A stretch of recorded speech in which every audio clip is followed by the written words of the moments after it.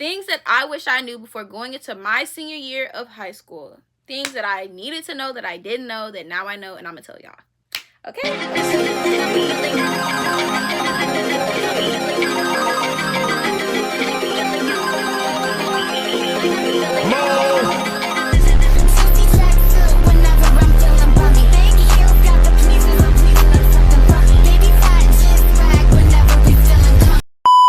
What's up, y'all? It's your girl Jay Brianna, and I'm back at it again with another video. And today I'm doing something that's been long overdue, a video that I've been trying to do for a long time, but I haven't, and it's okay. We good. Okay. So first off, we're just gonna go down the list. These are some things that I just feel like are important, and I'm probably gonna make another video down the line, like on a different topic based on what y'all tell me y'all want to know. But we're gonna go ahead and get started with college application. So there are 3 types of applications. You have early action, regular decision, and early decision. My number 1 is early action, because the key to scholarships, applying to college, when you're in college, even in high school, early is always better. You know what they say? Well, I don't know what they say, but it's like something like early is on time and on time is late. Yeah, something like that. But yeah. And also, I don't recommend doing early decision because that is a legally binding contract. So that means that if you get in, you have to go. Now, I'm sure there are some loopholes and things like that that will make you, get out of that. But you don't even want to be put in that position, especially if you know that you don't have $100,000 laying around to get to school. And sometimes even more than that. Okay? Cool. Also, something that I realized that a lot of people don't know is that a PWI and an HBCU. So, what are PWIs and HBCUs? A PWI is a predominantly white institution. A HBCU is the opposite. It is a historically black college or university.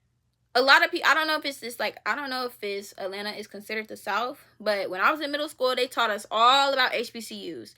It's like here in Texas, that's not really like a push. And I guess it's kind of like a culture shock for me because like I've always been prone like HBCU, like that's me. And yeah, I could have went to a PWI, but I just feel like I've been to predominantly white high schools and elementary schools, and it just wasn't a great experience. And now is one of the only times in our life where we're able to choose the type of education we get, choose the people we are around, and it's only 4 years of your life. Why not make it count? You're spending your money. Go somewhere where you're going to feel loved, seen, and appreciated. And yes, you can feel loved, seen, and appreciated at a PWI. You just have to know yourself and know the type of energy and, things you're looking for in a school. My next point, FAFSA. Make sure that y'all are filling out that FAFSA and make sure you're doing it on time, because everybody has to do FAFSA, whether you're already in school or you're a high schooler. You have to fill out FAFSA. Like, that's just how you get your money. And if you know you need the money, don't wait around, because I promise you, they're not going to be texting you, hey, fill out your application or whatever. No. You don't even if they do, you don't want to be dealing with that. You want to get those and be able to ignore them. You don't want to be stressed out about having to fill out FAFSA. Make sure that your parents, I'm sure that you can probably find like a video or something that tells you the basic requirement documents. I mean, I'm sure it's based on your situation and your home life or whatever, but make sure you have at least one adult that can help you out with your FAFSA, because I don't think you can do it on your own unless you're already in college. I don't know. But you don't want to. You always want to have somebody. And if you don't have a parent or guardian that's able to assist you, you have people at your schools, whether it's your counselor, whether it's your college and career readiness coach or counselor, whatever. There's people that can help you. You just have to find them. And you have to be proactive. You cannot wait back and say, oh, nobody's helping me. Nobody's asking me, do I need help? Nobody's going to ask you, do you need help? Because they already got what they got. Like when they say, I already got my degree, that's literally true. Like they have what they need. They don't need to go as hard. You feel me? So get y'all stuff right. Next, we're going to talk about the actual application process. So you have 4 types of applications if you live in Texas. Now, I'm not sure about anywhere else, but I know in Texas is what you got. So you have Common App, you have directly applying to the college, you have Apply Texas, and then you have Common Black App. So Apply Texas is, if you live in Texas, is where you can apply to all the schools in Texas, obviously. I mean, it's in the name. Common App, you can apply to majority of universities on there, and you don't have to really go in and fill out every little box, every single application, because there's some people who apply to like 15 schools. I don't know who do that. But, you know, you don't have to go through and fill out every single one as if you were going directly. Unless the school has supplementals, and supplemental essays are like little like short essay responses based on yourself. So not every school has that, but like not really. I don't think any of the schools I applied to had one, except maybe Howard and Vanderbilt. But that was really it. Yeah. And then Common Black App, you pay $20 and you can apply to as many schools as. On the topic of paying for applications. Applications are not free. You have to pay to go to school. You have to pay to apply. Everything costs now. We're not in high school no more. Everything costs. So, you want to make sure that you are applying for these fee waivers. That goes for your SAT. That can cover your housing. Like, fee waivers can take you a long way. And just because you have a fee waiver doesn't mean that you're poor, doesn't mean that you're broke. Don't let this generation fool you and think that help is not okay. Help is okay. Trust me. And there's a lot of people who are middle class, working class, and they get the fee waivers. And you can still wear your Balenciagas, baby, and get the fee waiver. Like, it doesn't matter, okay? Don't let people get in your ear about a fee waiver. If you qualify for free and reduced lunch, you definitely qualify for a fee waiver. And you can either apply through College Board directly, and they'll just probably accept you on the spot, or you contact your counselor. So another thing that I really wish that I knew, college full ride programs are in the fall. I mean, hold on, let me rephrase that. Full ride programs, wait for it, here it comes, full ride application programs, full ride program applications are in the fall. They're not in the spring. There are a few in the spring, but you do not want to wait and play that game, bro. Because let me tell you, after I got past all of my homecoming and I got past college applications and I'm thinking I'm done, then I'm like, oh, okay, I'm just going to find some little scholarships. No, it's not easy. It's hard. It's a lot of work. And I'm looking for and I'm just seeing like $500, $1,200. I'm like, where's the full rides at? You know, where they at? They was all deadline pass. I was hurt. And yeah, so you don't want to be in that situation. I'm going to link down below a resource list that I made for y'all to help, because these are like, I'm sorry, but like, I don't believe in gatekeeping. Like, if somebody would have told me half this stuff and my mom was telling me, but like, also this was her first time doing this as well. So it's like, some of this stuff we had to figure out. Okay. And now I'm gonna help y'all be not in a place where I was at. But make sure that y'all apply to those full ride scholarship programs. And no matter where you're applying, they're looking at you holistically. So don't just think because you have a low GPA you can't apply. Apply anyways. You never know what can happen. You never know, because sometimes, like, I'm sorry, but sometimes a sob story to get you where you need to go. So do it. Okay? Yeah. All right. Is tour, y'all. Tour these schools. Go to the campus. Get a feel for it. Talk to the students. Like, literally. And let me tell you, just because the website says it's full, show up anyways, y'all. I went to about 10, not 10, okay, that's a bit of a stretch. Maybe 10, maybe at least 7. I went to at least 7 different schools. And when I went to those tours at those schools, I never had a tour scheduled ever. I literally just showed up and was like, I just got in. I just started following the group. Because it's like, they don't really care. Like, I think they do that just to have crowd control and keep a track of who's coming or whatever. But a lot of these campuses are open campuses. So, I mean, like, whether it's you just following behind or just going to tour it on your own. I mean, and then, like, a lot of the times, somebody's like, oh, yeah, like, I meant to, fill it out. It's not in there. I mean, like, these, and then, like, maybe the office, like, if you go to the office, they might turn you away. But, like, if you go to these, like, tour leaders, like, half the time they're college students, and they do not care. Like, they're like, just join my group. Like, they don't care. yeah, show up. Like, that's one thing y'all gotta start getting in the habit of, is showing up, because that's what you have to do when you get to college. So you might as well start now. Just show up. And if you don't have money to like to tour different schools or go out of state, if you're going out of state, there are programs that have fly-in programs that will pay for you to come visit their campus. I think there's a little bit more that comes with that, but at least it's for free and you're doing it. And I think a lot of those programs are in the fall as well. So y'all need to be looking for that stuff like now. Like, do not wait, because the stuff fills up. There's people who are already knowing what to do. They're not learning like we are. So when you're learning and doing, it's harder and you get there slower than the people who already got somebody telling them what to do and how to get there. You feel me? Yeah. Become best friends with your college advisor or counselor, because they get a lot of scholarships, they get a lot of opportunities, and half of the time they be having like 500 students. Okay, you're just another name in the crowd, another face in the crowd.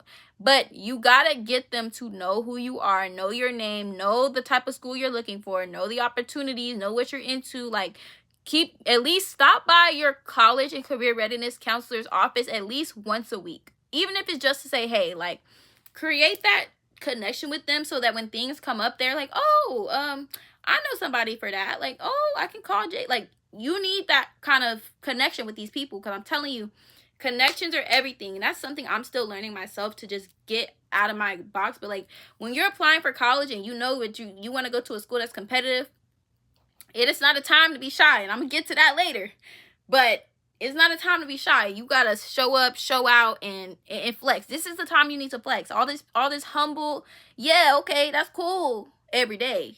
But when it comes to trying to get a job, get an interview, not an interview, but during an interview, when you're doing an application, you're trying to get something that a whole bunch of other people want, you need to be cocky. I'm sorry. Cocky. I'm sorry. You have to, because y'all, I call myself being humble, and that's a mindset. I'm not even gonna get into that, but take what I said, brag on yourself, tell people who you are, what you're about, so that when they have things, they think of you.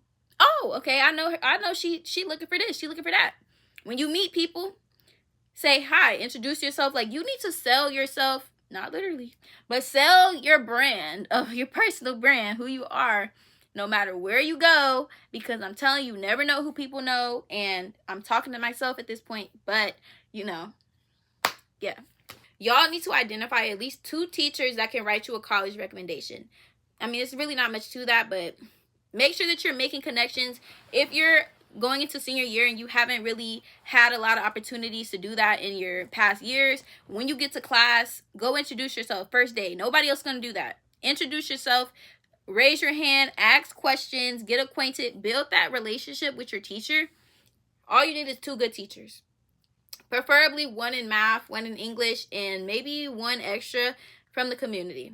And also, when they send you your recommendation, ask them to send it. If you guys really are like this, ask them to send it to you in a docx format, so that when different opportunities arise and you need a recommendation, you can also always like either just change the date or change the name. Like, you feel me? Like, or also ask them like, hey, are you okay with me adjusting this to fit this application? Like, not necessarily changing what's in it, but changing who it's titled to, because you don't want to keep asking them, oh, can I do this, can I do that? Some teachers would just do it. They just send it to you.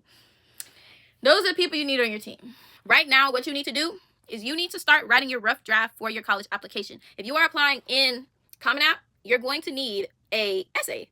And honestly, you're going to write something that's not going to be good to you. You need people to read your essay. You need people to go over it, grammar corrected. And honestly, I don't feel like colleges are looking for perfect. They're not looking for big words. They're looking for realness, and they're looking for students that have something to prove. And just because you didn't struggle in life growing up doesn't mean that you're not going to get into school. You don't have to try to come up with some fake sob story. Like, there are people who had a perfectly fine childhood and get into the best schools and get full rides. Like, so don't think because you don't have a struggle or something that people look at as like, I wrote my essay on moving. I moved like 17 times in my life, and that was traumatic for me. Like, that brought a lot in my life. Don't be scared to be vulnerable, and don't be scared to put yourself out there, because I'm telling you, one of those college admissions counselors, they may have had the same situation, and you want to connect. So no matter what you write about, I always feel like you need to bring some aspect of yourself into that. A lot of people write about COVID, so of course that affected everybody, but is that the best topic? Probably not, because a lot of us went through that, especially if you're like class of 2026 and Everybody went through that. A lot of people write about losing a family member, grief. Like, a lot of people write about that. So if you do choose a topic like that, you want to make sure that it is something that is unforgettable. Like, whether it's the way you write it or the way you put it together or something that really, like, you want to bring them through here, go down. Like, I'll make another video on that. Like, I'm not no writing professor or anything, but like, I do write, and like, I feel like I kind of can help y'all with that. But you want to make sure you show them the highs and the lows. But don't just keep your whole essay in the lows. Like, you want to show them, yeah, I was here, but I was able to overcome, and I was able to get here, and now this is why I want to go to XYZ and do this and do that in my career because of what I went through in my childhood. Like, those are the kind of things that they're looking for. I feel like they're looking for people who can face challenges, because a lot of the essay applications and things like that, the number one question they ask is, tell us about a time where you went through something, you overcame a challenge or something. And like, everyone's like, oh, I got that. But then it's like, when you really sit down, it's like, how can I make it different? That's what y'all gotta realize. And I'll make another video on that. Take your SAT now. Do not wait, because those scores take about 3 weeks to come in. Now, and also know which test is for you based on your major and based on who you are as a test taker. My highest score on my SAT was an 1100, and that was the score that I got when we took it. Like, it was mandatory to take it at school. Every school doesn't require you to take the SAT or the ACT. In my school district, they require that. So that's a luxury that we have, and then we still have those 2 other free times to take the test. Now look, I don't know how I got that, but baby, I said, thank the Lord.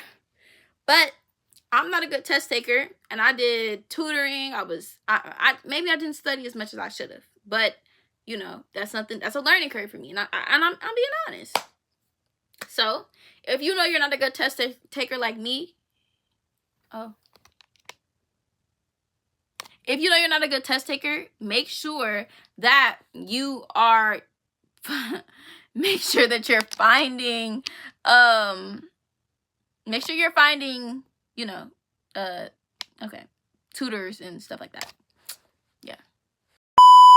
But back to SAT and ACT, like, depending on your major, ACT, like, if you're in like STEM, I feel like ACT is probably better for you. But also, you want to look at the requirements for your college, because a lot of these schools are still test optional, but the scholarships come in when you have those good GPAs, you have those good test scores. If you got a 1600, do not ever apply test optional. Even like me, I got into honors college with just having an 1100. So I feel like really the basis really for me was 1200, because I just felt like that was a realistic goal for me. Like, I knew I wasn't getting no 1600, but I decided to settle with 1100 because I was getting stressed out, I was burnt out, and I was like, I can't do anything else. And when I seen for the school of my top choice at the honors college minimum was 1100, I was like, oh, this is perfect. And also, I believe I applied to Norfolk State's honors college. Their honors college minimum was 1200. I applied and got in with 1100. So, like I said, apply. Don't matter what the requirements are. I would always say apply. You never know. They might like you. You feel me? You never know. I think I already mentioned this, but early is always best. Don't ever wait. Be early, especially when it comes to applications, because now a lot more people are going to college, and the early applications, you find out earlier. You're able to start seeing, okay, I don't want to go here, I can exit off the list or whatever. Be early. I'm gonna make a separate video, especially specifically on NCAT and like my experience with that, because it wasn't all perfect. No, it wasn't. But we live and we learn, and now I'm sharing with y'all, like I keep saying. So this kind of goes to my next piece of advice, is that college recruiters are not always looking for the best GPA. They're not always looking for college credits or dual enrollment. They are looking for well-rounded individuals. That is the best thing you can do. Like I said, I don't know if I already mentioned this, but having a 3.5 base GPA and making sure that you're involved, that you're I feel like at least minimum 2 clubs, be on an executive board for one, that's like vice president, whatever. For anything, I would say have some leadership. So you want to have leadership, community service, extracurriculars, a hobby, and academics. Those are like the key things that I can say, because I'm just going to use my personal journey, like going into NCAT honors college. I know people who did not get into honors, and they had like a 4.0 GPA, and they had college credits and stuff like that, but there's a common reoccurring theme, is that they didn't have the extracurriculars. or they may have community service and academics, but they didn't have anything else. I don't know. Like, I feel like people lose sight of being smart is everything. Being smart is not always everything. Some schools, yes, it is. But I feel like at these HBCUs, they're looking for well-rounded individuals. They're looking for leaders. That is the key thing. You want to make sure that when you're doing these clubs and organizations, you are being active in planning, whether it's in little things. Like, and I know people who's like, oh, I don't have anything to put on my applications, but it's like, you do. Like, you volunteer at your church. Oh, it's all about how you word things sometimes with your applications. Like, don't just say, oh, I helped out. No, I spearheaded volunteer work XYZ at my church. Like, those are the words, the key words, leadership type things. Those are what they're looking for, because you can get into a school based on having strong, you feel me? Like I'm trying not to be repetitive, but you just want to make sure that you have the whole package involved. Make sure that you're getting in clubs, student council, National Honor Society. Have something that you're passionate about and continue that. And even if you're in sports, I still feel like if you're going to do sports, do community service to go with that. If you can't do clubs, but you can always find time for community service. Most sports teams make y'all do community service, but if they don't, go out and find it on your own. Because if you don't get a D1 offer, or you don't get a JUCO offer, or you don't get a D2 offer, whatever, I don't know. But if you don't get that offer, you're going to have to find another way to go to school. And you don't want to get into a position where you're in the springtime and you're like, oh, I didn't get an offer. I don't know what I'm going to do with my life. Like, that's not the type of thing that you want. And that's another point. For all my athletes, I don't play sports, but I know how it feels to be passionate about something and want something so bad that you're willing to do anything to get it. And you want to just have this straight, oh, football, basketball. Yes, that is good. But what if you get injured? What are you going to do then? And don't say nothing, because that's not it either. But always have a backup plan. That's not saying that you don't believe in yourself. That's not saying that you're going to fail. That's just having something to catch you if you fall, okay? And a lot of people's parents don't teach them that because they want their kids to be the next LeBron or whoever. I don't know. But also, on the sports topic, this was another point. Tennis, soccer, golf, like, honestly, I feel like I've seen a pattern. A lot of people get, especially being black, that is a good way to, like, set yourself apart, because there's not a lot of black people in those sports. And so when you're there in a college application, person sees that, they're like, oh, or swimming or lacrosse, like, those are things that a lot of black students get full ride scholarships on, because there's not a lot of us in those fields. So, just saying. But yeah, when it comes to sports, do not just assume that you're going to get an offer. Yes, it's good to have that mindset, but I know a lot of people whose plans didn't go as they expected it to, and then they got stuck and they froze up and they didn't know and they felt like a failure. But it's like, be sad for a little bit, sit in that, but you got to get out of that. You got to get up. You got to keep going. You cannot let one failure or one thing that didn't go your way stop you from ultimately reaching where you need to be in life. I'm just really spitting right now.